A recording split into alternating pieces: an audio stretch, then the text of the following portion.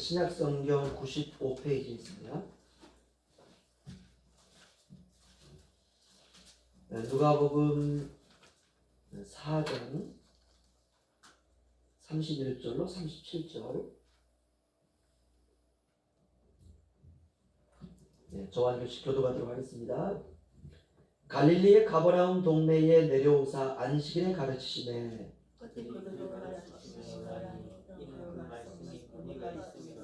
회당에 더러운 귀신 들린 사람이 있어 크게 소리질러 이르되 나사렛 예수여, 우리가 당신과 무슨 상관이 있나이까? 우리를 멸하나이까? 나는 당신이 누구인 줄 아노니 하나님의 거룩한 자니이다. 예수께서 꾸짖어 이르시되 잠잠하고 그 사람에게서 나오라 하시니 귀신이 그 사람을 무리 중에 넘어뜨리고 나오되 그 사람은 상하지 아니한지라. 다 놀라서 말하여 이르되 이 어떠한 말씀인고 권위와 능력으로 또 귀신을 명하며 나가는 거라 하더라. 다 함께요. 이에 예수의 소문이 그 근처 사방에 퍼지니라. 아멘. 우리가 주일 오후는 말씀의 권위라고 하는 큰 주제를 가지고요, 한 10번 정도 한 말씀을 좀 나누기로 합니다. 오늘 세 번째 시간으로 말씀 중심으로 사는 인생이라는 제목으로 함께 은혜를 받기를 원합니다. 갈릴리 가버나움이라고 하는 동네에 주님께서 내려오셨습니다. 뭔가 이유가 있었겠지, 그렇죠?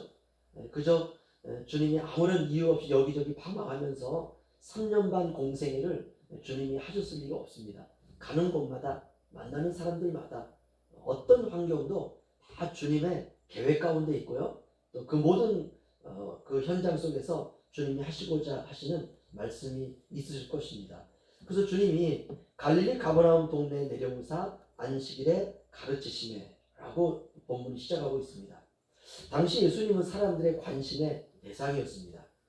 지금이야 병원이 많기 때문에 사람들이 아프면 병원에 갑니다. 병원도 울릉도는 그렇지 않지만 우리가 포항만 벌써 나가더라도요, 동네 작은 곳에는 작은 병원이 있고, 그리고 좀 더 분주한 곳에 가면 좀 더 큰 병원이 있고, 그리고 장비들도 많이 갖춘 병원이 있고, 그래서 더 이상 이렇게 중형 병원에서 고칠 수 없다 그러면 의사 소견서를 통해서 이제 대학병원, 큰 병원으로 갑니다. 대학병원에 가보지 않은 사람은 이제 대학병원에 처음 가면 깜짝 놀랐죠. 아니 도대체 병원이 이렇게 큰가? 이렇게 큰데 사람들이 왜 이렇게 많나? 깜짝 놀랍니다. 내가 아픈 정도에 따라서 작은 병원에 갈지, 좀 더 큰 병원에 갈지, 아니면 대학병원에 갈지 내가 선택하면 됩니다. 그래서 사실은 사람들이 오늘날 잘 기도하지 않죠. 제가 청년 시절을 하더라도 병원이 그렇게 없었기 때문에 아프면 무조건 교회 가는 거예요. 아까 우리 식사할 때 선교사님 그런 말씀을 하시던데 제가 그 얘기 듣고 옛날 생각이 딱 나더라고요. 옛날 추억. 뭐 감기가 들려도 교회 가고, 몸에 조금 더 이상한 증상이 있어도 교회 가고, 가서 불을 짓고, 야 이거는 이거 하루 이틀 해서 안 된다? 그러면 철야 기도하고, 안 되면 기도원 가고, 그렇죠? 왜냐? 가면은 낫는다 라고 하는 믿음이 있는 것입니다. 그런데 오늘날은 사실은 그렇지 않습니다. 병원에 가면 고칠 수 있다 라고 하는 믿음이 신앙보다 더 강하기 때문에 그렇습니다. 하지만 병원도 없고 의사도 없던 시대에는 달랐습니다. 예수님 당시에도 그런 시대입니다. 오늘날은 얼마나 의술이 많이 발달되어 있습니까? 그렇죠? 사람이 하지 못하면 오늘날은요, 정교한 그 과학 장비가요, 요즘 또 AI라고 해요. 인공지능을 가진 장비가 스스로 몸속에 들어가서 암을 제거하고 이런 시대입니다. 그런데 예수님 당시에는 그렇지 못했습니다. 민간 요법들이 많은 거죠. 예수님은 그러나 민간 요법이 아니라 예수님이 병을 고치는 것은 굉장히 특이했습니다. 말씀 한마디면 되는 거예요. 이게 너무 특이한 거예요. 다른 민간 요법은 거기에 뭐 뜸을 뜬다든지 침을 놓는다든지 아니면 여러 가지 약초를 가져와가지고 먹어보라든지 뭐 이러는데 예수님은 그런 게 없습니다. 병자가 오면 내 믿음대로 될지어다 하면 일어나는 거예요. 죽은 자가 살아나고, 병든 자가 고침을 받고, 누워있던 자가 일어나고, 앉은 데가 일어나고, 사람들이 볼 때 너무 놀라운 겁니다. 병자는 믿음으로 병이 낫습니다. 그러니까 이런 소문들이 삽시간에 퍼져나가는 거예요. 야, 그 예수라는 사람은 어떤 침도 가지고 있지 않아, 어떤 약도 가지고 있지 않아, 어떤 비법을 쓴 것도 아니야. 그분이 하는 건 참 특이해. 그 특이한 방법이 늘 말씀으로 하는 건 아닙니다. 와가지고 그냥 침을 흘게 뱉어가지고 그 진흙을 짓이겨가지고 눈에 바른 다음에 뭐 실로한 못에 가서 그 눈을 찢으라. 그럼 눈이 그냥 나와서 그 세상을 볼 수 있는 것입니다. 예수님의 방법은 너무나 변화무쌍한 것이에요. 이러니 사람들이 예수님이 어느 동네에 간다 그러면 안 갈 수가 없는 것입니다. 그리고 그 다음에 주님이 오시면 그 동네 사람들이 다 모여드는 거예요. 일단 내가 병이 있든 없든 다 모이는 겁니다. 이렇게 예수님에 대한 소문이 동네로 다 퍼져나가기 시작했습니다. 31절, 32절 보시면요. 우리 함께 읽겠습니다. 시작. 갈릴리의 가버나움 동네에 내려오사 안식일에 가르치시매 그들이 그 가르치심에 놀라니 이는 그 말씀이 권위가 있음이로라. 아멘. 사람들이 놀랬던 것은 예수님의 입에서 나오는 말씀이 사람들로 하여금 깜짝깜짝 놀라게 했다. 이렇게 말씀하고 있습니다. 도대체 무슨 말씀을 하셨을까? 주님이 도대체 무슨 말씀을 했기 때문에 사람들이 이렇게 놀랐다라고 말하는가? 도대체 그 말씀이 어떠한 무게를 가지고 있기 때문에 그 말씀이 권위가 있다 이렇게 말하는가? 제가 생각했을 때에는 사람들이 가지고 있는 일반적인 상식을 깨뜨린 것 같습니다. 내가 믿고 있던 신앙의 상식을 예수님이 나오는 말씀들이 다 깨뜨리는 거예요. 저는 그랬다고 믿습니다. 그러지 않고서야 사람들이 그 가르침에 놀랄 리가 없는 것입니다. 예를 들면 어떤 말씀일까? 우리 마태복음 5장으로 한번 가보시죠. 마태복음 5장 17절 18절. 마태복음 5장 17절 18절. 예수님이 하시는 말씀을 바리새인이나 사두개인이나 율법학자들이 들을 때에는요, 마치 예수님이 율법을 무시하는 것 같은 발언들이 굉장히 많습니다. 예를 들면 식사를 하기 전에 손을 씻고, 이 결례 의식이라고 그러죠. 손을 씻고 먹어야 되는데 예수님께서는 뭐 그런 거 상관없다 이렇게 말을 해요. 안식일에는 밀밭 사이를 가면서 그걸 가지고 비벼가지고 먹을 수가 없습니다. 그 일에 해당하는 것이에요. 근데 예수님께서는 그런 일을 서슴지 않고 하는 것입니다. 이러니까 사람들이 야, 예수라는 사람은 이 율법을 부정하는 사람이다 라고 늘 생각을 했는데, 그런 예수님이 5장 17절 18절 보시면요, 우리 함께 읽겠습니다. 시작. 내가 율법이나 선지자를 폐하러 온 줄로 생각하지 말라. 폐하러 온 것이 아니요 완전하게 하려 함이라. 진실로 너에게 이르노니 천지가 없어지기 전에는 율점의 1.1획도 결코 없어지지 아니하고 다 이루리라. 아멘. 예수님의 이런 말씀들이 사람들로 하여금 막 경악하게 하는 것입니다. 나는 예수라는 사람이 율법을 폐하는 사람인 줄 알았는데 그 예수님이 말씀을 하시는, 내가 율법이나 선지자를 폐하러 온 줄로 생각하지 말라. 폐하러 온 것이 아니요 완전케 하려 함이라. 이 말씀에 놀라는 겁니다. 사람들의 상식과 사람들이 가지고 있는 그 당시 구약적인 믿음을 산산이 부수는 것이에요. 엄청난 말씀입니다. 그리고 예수님이 말씀하시기를 율법의 1.1획이라도, 이 말은 뭡니까? 글자의 획과 점도 뜻을 가지고 있다는 것이에요. 히브리어가 특별히 그렇습니다. 그런데 그 1.1획도 없어지지 아니하고 다 이루어지리라. 사람들이 감히 생각지도 못한 말씀입니다. 우리가 어떤 문장을 한 다음에 맨 마지막에 마침표 점을 하나 찍지 않습니까? 그렇죠? 이거 맞췄다는 거거든요. 그런데 그 마침표도 의미를 가지고 있다는 것이에요. 이 마침표도 결코 없어지지 아니하고 그 마침표의 역할대로 다 이루어지리라. 우리가 한 번도 듣지 못했던 말씀들 아닙니까? 예수님이 그렇게 말씀하는 것이에요. 이런 예수님의 말씀에 사람들이 듣다 보니까 그 말씀에 놀라기도 하지만 어떤 권위가 있다는 것을 깨닫는 것입니다. 이것이 바로 말씀의 권위입니다. 말씀은 사람들에게 인정을 받아서 권위가 있는 것이 아니라 말씀은 그 자체로 권위를 가지고 있습니다. 이것은 말씀의 자증성이다 이렇게 말합니다. 아무도 하나님의 마지막 심판대 앞에서 변명할 수가 없습니다. 내가 이래서 저래서 온전히 살지 못했습니다 라는 것은 변명 불가입니다. 왜냐하면 저와 여러분 앞에는 한 권의 하나님의 말씀이 들려져 있습니다. 내가 이 말씀을 몰라서, 내가 이 말씀의 뜻을 몰라서 내가 하나님 말씀대로 살지 못했습니다 라는 변명이 있을 수가 없다는 것입니다. 우리가 펴서 읽지 않은 것이고, 우리가 읽지 않았기 때문에 경건한 삶을 살지 않은 것이고, 경건한 삶을 살지 않았기 때문에 우리가 믿음으로 살지 않는 것은 본인 책임입니다.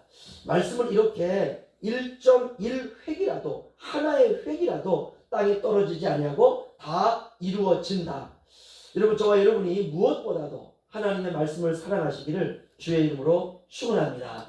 주님의 말씀을 읽고 주님의 말씀을 묵상하고 살아가는 것, 이것도 아주 좋은 습관입니다. 이제는 하나님의 말씀을 가장 가까이에 두고요, 매일 묵상하는 삶을 살아야 되는 것입니다. 성경책을 집에서도 한 3권 정도 갖다 놓으세요. 머리맡에도 갖다 놓고, 거실에도 하나 갖다 놓고, 화장실에서 내가 한 5분 있다, 화장실에도 하나 갖다 놓고, 어디서든지 하나님 말씀을 들고 한 구절이라도 읽는 그런 습관이 필요한 것입니다. 이것만이 우리의 인생을 주님께서 이끄시는 아주 중요한 것입니다. 세상에서의 삶의 가장 중요한 것은 사람들은 경험이다, 이렇게 말합니다. 그저 해가 뜨고 해가 질 때까지 세상의 일에 매여서 살아갑니다. 그러나 그렇지 않습니다. 말씀에 이끌려 인생을 살아가야 되는 것입니다. 왜냐하면 끝은 가까이 다가오고 있어요. 여호수아서 21장으로 한번 가보시죠. 구약성경 여호수아 21장 45절입니다. 여호수아서 21장 45절, 구약성경 352페이지에 있습니다.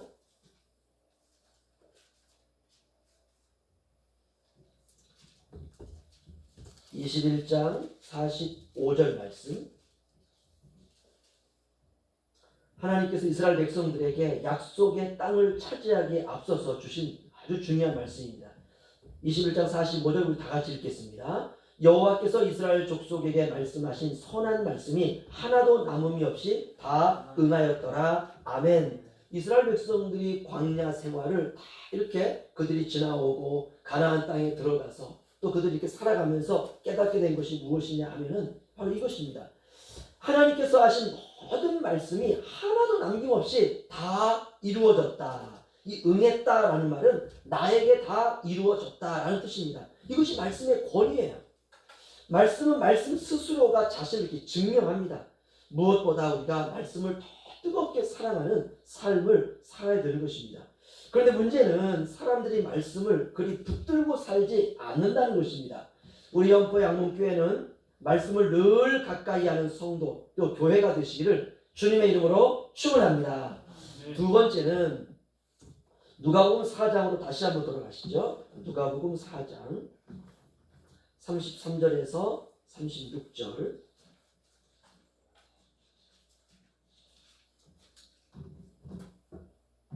(33절로 36절) 저와 앉아서 교도하겠습니다. 회당에 더러운 귀신 들린 사람이 있어 크게 소리질러 이르되, 아, 나사렛 예수여, 우리가 당신과 무슨 상관이 있나이까?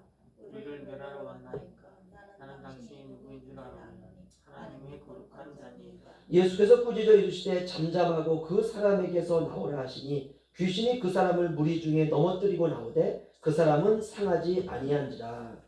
다 놀라 서로 말하여 이르되 이 어떠한 말씀이고 권위와 능력으로 더욱 귀신을 묘하네 강하는도다 하더라. 아멘. 여기서 귀신이 한 말이요, 나사렛 예수여, 우리가 당신과 무슨 상관이 있나이까? 우리를 멸하러 왔나이까? 나는 당신이 누구인 줄 아오니 하나님의 거룩한 자니이다. 아멘. 하나님의 말씀은, 하나님의 말씀 앞에서 귀신도 떨었다라는 것입니다. 떠는 정도가 아니라 귀신을 멸망하게 하는 강력한 힘이었다는 것이에요. 이게 권위이고 이것이 권세입니다. 말씀 앞에 그 누가 설 수 있습니까? 아무도 설 수 없습니다. 귀신은 악한 영, 더러운 영입니다.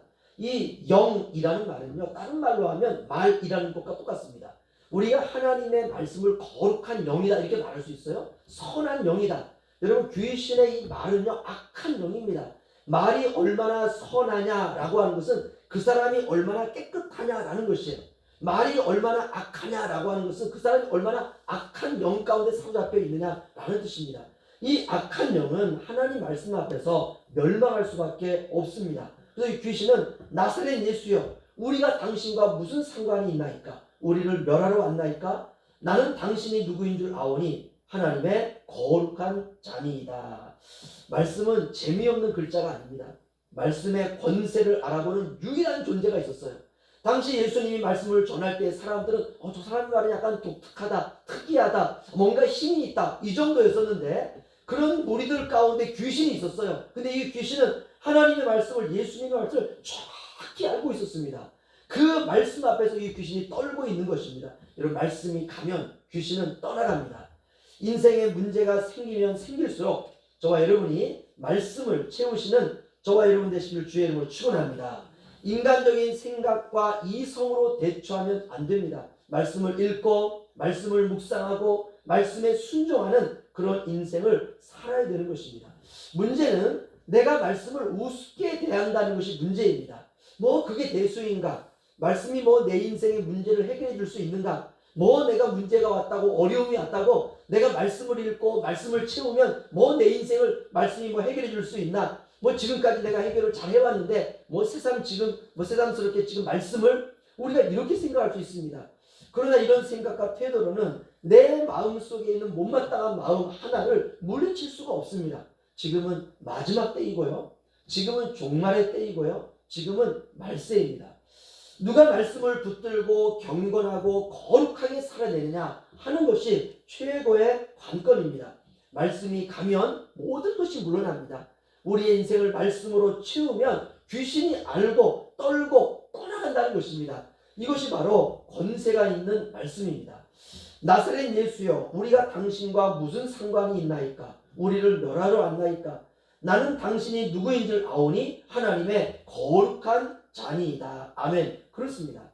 예수 그리스도가 하나님의 인격을 입으신 것, 이것이 바로 말씀입니다. 말씀으로 우리에게 오신 주님을 우리가 알아야 되는 것입니다. 우리가 계시록 19장으로 한번 가보시죠. 요한계시록 19장.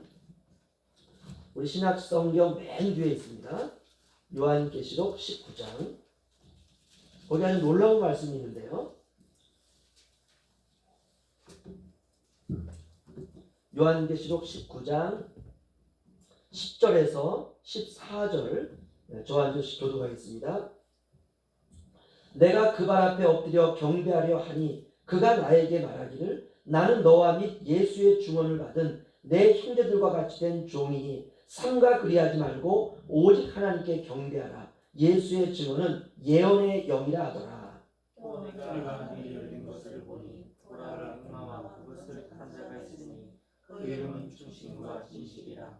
그가 공의로 하나님에 싸우더라. 그 눈은 불꽃 같고 그 머리에는 많은 관들이 있고 또 이름 쓴 것 하나가 있으니 자기밖에 아는 자가 없고 또 그가 피 끓인 옷을 입었는데 그 이름은 하나님의 말씀이라 칭하더라. 아멘. 놀랍지 않습니까? 예수님께서 요한의 환상을 통해서 나타나게 되었는데 12절 13절이요. 그 눈은 불꽃 같고 그 머리에는 많은 관들이 있고 또 이름 쓴 것이 하나 있으니 자기밖에 아는 자가 없고 또 그가 피 뿌린 옷을 입었는데 이분은 예수님 아닙니까? 그렇죠? 그 이름은 하나님의 말씀이라 칭하더라. 할렐루야. 예수님은 하나님의 말씀입니다. 그가 피 뿌린 옷을 입었는데 십자가의 죽으심으로 말미암아 저와 여러분의 죄를 대속하신 분 아닙니까? 한 마리의 어린 양으로 그가 죽임을 당한 것 아닙니까? 그런데 그 이름이 하나님의 말씀이라. 요한복음 1장에 있는 말씀이죠. 태초에 말씀이 계시니라. 이 말씀이 하나님과 함께 계셨으니 이 말씀이 곧 하나님이시라. 그분이 바로 예수 그리스도 아닙니까? 십자가에서 죽으신 그분이 바로 하나님의 말씀이라는 것입니다. 이것이 이렇게 말씀 자체가 권위입니다. 우리가 말씀을 사랑하고 우리가 사는 것이 바로 신자의 시작이고 과정이고 끝입니다. 우리가 누가복음 4장에 있는 것처럼 귀신도 말씀을 듣고 떨지 않습니까? 그런데 말씀을 믿음으로 구원받은 신자들이 말씀에 대해서 아무런 감흥과 떨림도 없이 살아간다면 이거는 바로 넌센스인 것입니다. 고린도전서 2장을 제가 읽어드리면요. 형제들아 내가 너희에게 나아가 하나님의 증거를 전할 때에 말과 지혜의 아름다운 것으로 아니하였나니 이는 너희 중에서 예수 그리스도와 그의 십자가에 못 박히신 것 외에는 아무것도 알지 아니하기로 작정하였습니다. 내가 너희 가운데 거할 때 약하고 두려워하고 심히 떨었노라. 내 말과 내 전도함이 설득력 있는 지혜의 말로 하지 아니하고 다만 성령의 나타남과 능력으로 하여 너희 믿음이 사람의 지혜에 있지 아니하고 다만 하나님의 능력에 있게 하려 하였노라. 아멘. 사도 바울은 고린도 교회에 와서 이렇게 말합니다. 내가 너희 가운데 거할 때에 약하고 두려워하고 심히 떨었노라. 이게 바로 사역자의 자세죠. 성도의 삶의 자세입니다. 하나하나 주님 앞에 자신을 돌아보면서 살아갈 때 우리는 두려워하고 약하고 정말 주님 앞에서 심히 떠는 자세로 살지 아니할 수가 없습니다. 나의 말 하나하나, 나의 행동 하나하나가 말씀에서 내가 벗어나지 않았는지 살피는 것입니다. 신자는 그렇게 살다가 주님 앞에 가는 사람들입니다. 신자의 삶의 기준은 바로 말씀입니다. 사람들이 예수님의 그 권위 있는 말씀을 듣고 이 말씀에 권위가 있도다 라고 고백한 것처럼 저와 여러분도 말씀을 인생 최고의 기준으로 삼고 말씀을 삶의 양식으로 삼아서 말씀에서 벗어나지 않는 복된 인생을 주님을 만나게 되는 그날까지 살아가시는 저와 여러분 되시기를 주님의 이름으로 축원합니다. 기도하겠습니다.